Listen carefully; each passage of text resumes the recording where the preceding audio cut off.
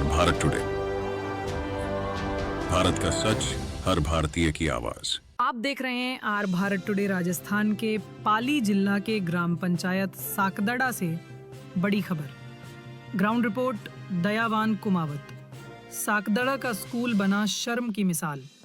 बच्चे सड़क और जमीन पर बैठकर पढ़ाई करने को मजबूर। जिला पाली, राजस्थान। राजकीय उच्च माध्यमिक विद्यालय साकदड़ा। सरकार हर बच्चे को शिक्षा की बात करती है, मगर साकदड़ा गांव का ये स्कूल शिक्षा व्यवस्था की पोल खोलने के लिए काफी है। पिछले 10 साल से इस स्कूल का निर्माण कार्य अधूरा पड़ा है। मरम्मत के नाम पर कई बार काम शुरू हुआ, लेकिन हर बार बीच में रोक दिया गया। अब हालात इतने बदतर हो चुके हैं कि नई स्कूल बिल्डिंग बंद पड़ी है और पुरानी जर्जर बिल्डिंग में बच्चे सड़क और जमीन पर बैठकर पढ़ाई कर रहे हैं। न पर्याप्त कमरे, न बेंच, न टेबल। बच्चे धूल और धूप में बैठकर पढ़ाई करने को मजबूर हैं। स्कूल की बाउंड्री वॉल नहीं, चारों ओर खेत और झाड़ियां। जंगली जानवरों का डर हर वक्त बना रहता है। खेल का मैदान भी ऊबड़ खाबड़ और खतरनाक हालत में है। न पानी की व्यवस्था, न चालू टॉयलेट, न रसोई घर। मिड डे मील योजना कागजों तक सिमटी है। ग्रामीणों ने बताया, हमने सैकड़ों बार अधिकारियों और विधायक को कहा, लेकिन कोई सुनवाई नहीं। बच्चों का भविष्य खतरे में है और सरकार आंख मूंद कर बैठी है। ये सिर्फ लापरवाही नहीं, बच्चों के अधिकारों की हत्या है। अब जनता का सवाल साफ है, 10 साल में स्कूल पूरा क्यों नहीं हुआ? बच्चों को सुरक्षित माहौल कब मिलेगा? एमएलए और शिक्षा विभाग कब जागेंगे? साकदड़ा गांव के लोगों का कहना है, अब चुप नहीं बैठेंगे। अगर जल्द काम शुरू नहीं हुआ तो ये मुद्दा जन आंदोलन का रूप लेगा। बच्चे जमीन पर, अफसर कुर्सी पर। यही है शिक्षा का हाल राजस्थान में। पल पल की अपडेट जानने हेतु जुड़े रहें आर भारत टुडे से। भारत का सच, हर भारतीय की आवाज। जय हिंद, वंदे मातरम। आप देख रहे हैं आर भारत टुडे। मैं हूं दयावान कुमावत।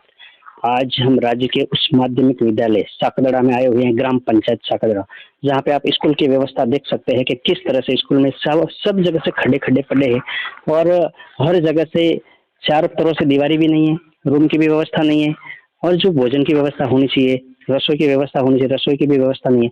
और यहाँ पे ग्रामीण भी लोग आए हुए। यहाँ पर इतनी भर्ती भरने की जरूरत थी तो माइंस वालों को सहयोग लिया था, लेकिन माइंस वालों ने सहयोग तो किया, लेकिन उन्होंने बहुत बड़े बड़े पत्थर यहाँ डाल दिए ताकि वो मैदान जो संतुलितकरण का आज बहुत जरूरी है। और ये नई बिल्डिंग जो बनी उसमें सिर्फ 4 कमरे ही बने हुए हैं और 4 कमरे बने हुए हैं तो उसमें पूरी सीनियर स्कूल चल नहीं पा रही है। और चलाने का भी हमने प्रयास किया तो यहाँ पानी की सुविधा नहीं है एक तो, और प्याऊ बनी हुई नहीं है, भोजनशाला नहीं है, तो मिडिल क्लास के लिए जो पोशाक बनता है वो बनाने के लिए यहाँ तकलीफ पड़ती है। तो फिर हमने वहाँ मिडिल क्लास से वहीं शिफ्ट रखी। तो बारिश हुई तो बारिश के अंदर आने जाने में बच्चों को समस्या हो रही है, छोटे बच्चे यहाँ पहुंच नहीं पाते हैं और गांव से दूरी 1 किलोमीटर होने के कारण जो रोड है उसके ऊपर छोटे बच्चे चल नहीं पाते हैं।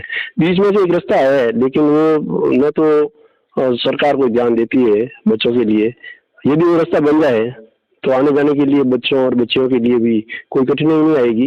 और जो यहाँ आने के बाद में भी हमारे पास टॉयलेट है वो जर्जर अवस्था में है, तो बच्चों के लिए ये समस्या हमारे लिए बहुत भयंकर है, क्योंकि बच्चे यहाँ टॉयलेट जाने के लिए जरूरी है। बच्चे तो और भी इधर उधर चले जाते हैं, लेकिन झाड़ी भी बहुत है, स्कूल एकांत में पड़ता है और ये खेल का मैदान है, खेल का मैदान है ना, उसके लिए बहुत जरूरी है कि बड़े बड़े पत्थर है पड़े हुए हैं। हमने माइंस वालों से, गांव वालों से सहयोग लिया और उन्होंने बहुत सहयोग किया, लेकिन आज भी ये आप देख रहे हैं मैदान की स्थिति।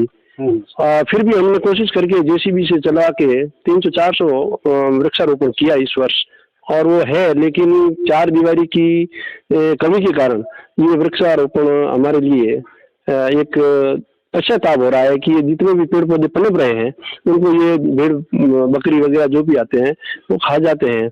हम इतनी बार भी नहीं लगा सकते, 15 बीघा जमीन है और न हमारे पास में इतना बजट है, न सरकार हमारे को कोई सहयोग देती है। यदि सीनियर सेकेंडरी स्कूल को संपूर्ण रूप से चलाया जाए तो यहाँ पर सर्वप्रथम कक्षों का निर्माण करवाया जाए, टॉयलेट की सुविधा करवाई जाए, पीने के पानी के लिए प्याऊ बनवाई जाए और ये आने जाने के लिए जो सड़क का है ये पूरा होना जरूरी है। और चार दीवारी बहुत जरूरी है। चार दीवारी के बिना हमारा ये जो प्रयास है वो निष्फल जा रहा है सुरक्षा के कारण और सुरक्षा के कारणों से। और विद्यालय के अंदर भी जो बिल्डिंग बनी है उसके अंदर भी रिपेयरिंग का काम आया था। अभी हमने जनसहयोग करके ये कलर वलर वापस करवाया है और यहाँ आने की हमारी तैयारी है। हम यहाँ आएंगे और स्कूल को शिफ्ट करेंगे और हमारा पूर्ण रूप से गाँव वालों का और हमारा सहयोग रहेगा कि इस विद्यालय को सर्वांगीण विकास की तरफ ले जाने का हम पूर्ण प्रयास करेंगे यदि सरकार हमारे साथ हो, विभाग हमारे साथ हो और गांव हमारे साथ हो। ठीक, ये ग्रामीण है हमारे यहाँ पे, क्या कहेंगे सर? न तो यहाँ पर कोई काम है, न कोई स्थायी रूप से स्कूल में कोई काम नहीं हो रहा है। या तो मोनोपोलिसी है एमएलए एमपीओ की, या फिर ग्रामीण सहयोग तो ग्रामीण गाँव की तरफ से सपोर्ट फुल मिल रहा है, लेकिन कोई काम नहीं हो रहा है। और कितने दिनों से विलम्ब है ये काम? करीबन स्कूल बने हुए हो गए 10 साल। 10 साल 10 साल हो गए कमरे बने हुए। अभी तक यहाँ पे चालू नहीं हुई स्कूल? अभी तक शुरू उसने बीच में की थी, लेकिन सुविधा नहीं होने के कारण वापस बंद करनी पड़ी। क्या क्या सुविधाएं नहीं मिल पा रही? आने जाने का रोड बाप बबू खड़े, लोग लड़कियों को भेजना नहीं चाहते यहाँ पर। लंबा है और यहाँ पर और भी कोई काम कर नहीं सकते। क्यों कि न कमरे, 4 कमरे बने हुए 12वीं तक स्कूल कमरे पास हुए थे, करीबन 10-12 हुए, वो भी वापस हो जाता है। क्यों, क्या कारण है? अच्छा, कैंसिल हो जाता है। क्या कारण है? या तो ये कारण है मनमानी एमएलए की, या कोई ऊपर कोई अफसर है इनों की। 2-3 बार कमरे पास हुए, लेकिन आज दिन तक एक कमरा नहीं बना है। तो गांव के ग्रामीण हो, आपकी क्या मांग है सरकार से? मेरी मांग है कि गांव को स्कूल में फुल काम किया जाए। एक 4 दीवारी है, पानी का टाका है, लैट्रिन बाद जो पहले बनाए वो भी ठेकेदार की मनमानी से बनाए, वो कोई काम का नहीं है आज की तारीख में। अच्छा, वो भी बंद पड़े? वो भी बंद, कोई काम का नहीं है। इसलिए यहाँ पर थोड़ा ध्यान दे करके